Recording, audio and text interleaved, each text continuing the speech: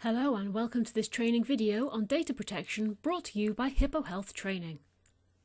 Today we're going to be going over what is personal and sensitive data and what kind of data are you likely to come into contact with in your workplace, how to store data correctly, how to dispose of data when you no longer require it, and what the consequences can be if you don't comply with current legislation regarding data protection.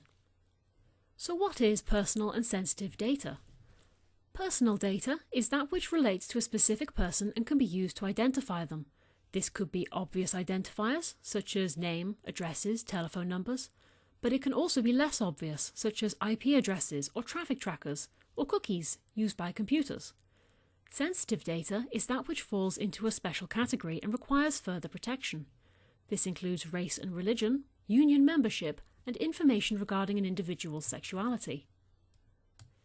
As a healthcare professional, you will be coming into contact with a lot of personal data. This is Steve. Hey Steve! Let's look at what sort of information a healthcare professional might have access to about Steve.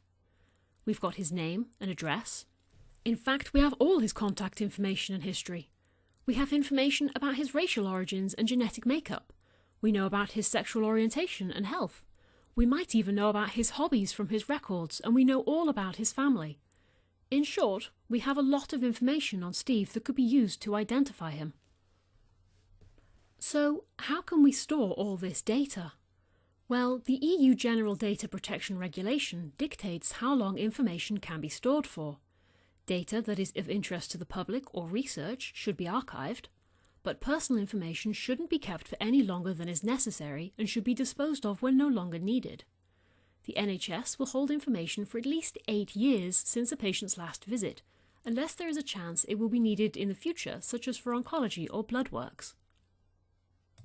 And how that data is stored depends on how it was recorded, though both paper and digital information must be stored in a manner that allows it to be retrieved in an acceptable condition and that any access to that information is recorded. An inventory must also be kept of all off-site information, and all storage must be appraised, then either destroyed, kept, or archived. It should also be noted that sensitive and personal data should always be stored separately from each other. If this is physical data, such as health questionnaires or patient records, they should be stored separately in separate lockable filing cabinets, for example. If the data is digital, then separate files should be used, and they should both be encrypted. As a healthcare professional, how can you protect all this stored information? If you're working from a computer, you should change your password frequently, aiming for between every 30 to 180 days. You can even assign passwords to individual documents for added security. Making sure your firewall is up to date will help prevent viruses or hackers from accessing your stored information. And make sure you log off your computer every time you walk away from it. If you work with paper records, be sure to store them where only authorised people can access them, and never leave them in sight of anyone not authorised, including family of the patient. But what happens if data is not stored correctly? It's simple.